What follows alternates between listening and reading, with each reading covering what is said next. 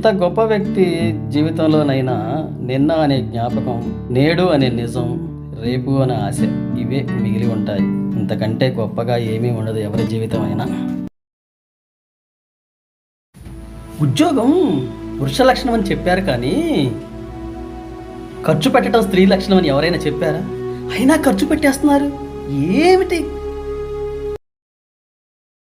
ఇద్దరు వ్యక్తులు ఒక భూమి దగ్గర ఈ భూమి నాది అని కలబడుతూ ఉన్నప్పుడు భూదేవి ప్రత్యక్షమయ్యి నవ్వసాగింది. మేమిద్దరం కొట్టుకుంటుంటే నువ్వెందుకు నవ్వుతున్నావు అని అడిగారు. భూదేవి ఇలా చెప్పింది, ఈ భూమి కోసం మీ తండ్రులు, మీ తాతలు, మీ ముత్తాతలు భూమి నాది అని అందరూ కాలగర్భంలో కలిసిపోయారు. నేను మాత్రం ఇక్కడే ఉన్నాను. ఇది ఎవరి శాశ్వతం కాదు, అది తెలుసుకోండి అని. దేవుడు మనుషులను మాత్రమే సృష్టించాడు, వాళ్ళకి కావలసిన అవసరాలను మాత్రమే సృష్టించాడు. కానీ మనిషి తన మేధావితనంతో డబ్బుననే మహమ్మారిని సృష్టించాడు. ఇతనదారితనం అనే ఇంద్రభవనాలను తాను సృష్టించుకొని కులం అనే గోడలను అడ్డుపెట్టుకొని జీవిస్తున్నాడు. ఆకలైనప్పుడు మాత్రమే పరిగెత్తేవాడు పేదవాడిగా మిగిలిపోయాడు. రేపటి కోసం ఆలోచించేవాడు మధ్యతరగతి వాడిగా మిగిలిపోయాడు. రేపటి తరం కోసం పరిగెత్తేవాడు ధనికుడయ్యాడు. వీళ్ళందరి మీద ప్రజాస్వామ్యం అనే పేరుతో వీళ్ళందరినీ దోచుకునే ఒక వ్యవస్థని కూడా ఏర్పాటు చేసుకున్నాడు. ఇదంతా మీరు తయారు చేసుకున్నదే, భగవంతుడు సృష్టించింది కాదు. ప్రేమించే భార్య దూరం అయితే కానీ వాళ్ళ విలువ ఒక్కొక్కసారి మనకి తెలియదు. భర్త ప్రేమ పొందాలనుకునే ఆడవాళ్ళకి కూడా కొన్ని ఆశలు ఉంటాయి. పుట్టినరోజుకి ఒక చీర, 6 నెలలకు ఒక సినిమా, 3 నెలలకు ఒకసారి ఎక్కడికైనా వెకేషన్కి, నెలకొకసారి హోటల్కి, రోజుకొకసారి చిరునవ్వుతో పలకరింపు కోరుకుంటూ ఉంటారు. కానీ వారిని అర్థం చేసుకునే వాళ్ళు చాలామంది ఉన్నారు. వాళ్ళ విలువ దూరం అయితే కానీ వాళ్ళకి తెలిసి రాదు. అప్పుడు కూడా తెలుసుకోలేని వాళ్ళు ఉంటే చేసేది ఏమీ లేదు.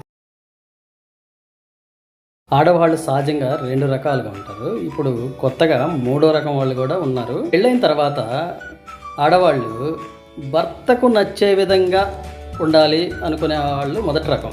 వీళ్ళు ఏం చేస్తారు, ఒక సిలబస్ ఉంటుంది, భర్త ఎలా అనేది ఒక పేజీ ఉంటుంది వాడి జీవితం, అది చదివేస్తారు, వాళ్ళ జీవితం హాయిగా గడిపేస్తూ ఉంటారు. ఇక 2వ రకం, భర్త తన్నర్థం చేసుకోవాలనే ఆలోచించే ఆడవాళ్ళు ఉంటారు. ఇక వీడికి సిలబస్ అనేది ఉంటుంది, అది గ్రంథాలయాలు ఉంటాయి, చదివినా అది జీవితం చివరిదాకా కూడా పూర్తి అవ్వదు, జీవితం అలా గడిచిపోతూ ఉంటుంది. ఇక 3వ రకం ఉన్నారు. ఇప్పుడు వీళ్ళు పెళ్ళైన తర్వాత కూడా వాళ్ళ అమ్మని ఎలా మెప్పించాలి అనే కొత్త రకం వాళ్ళు తయారయ్యారు. ఇక్కడ సిలబస్ ఏమీ లేదు తెలుసుకోవడానికి, అంత యాక్షనే, అంత ఆవిడ కర్మ. ఇది మొదటి మీద రాసిన రాత ఉంటుంది చూసారా, చేసేది ఏమీ లేదు ఇక్కడ.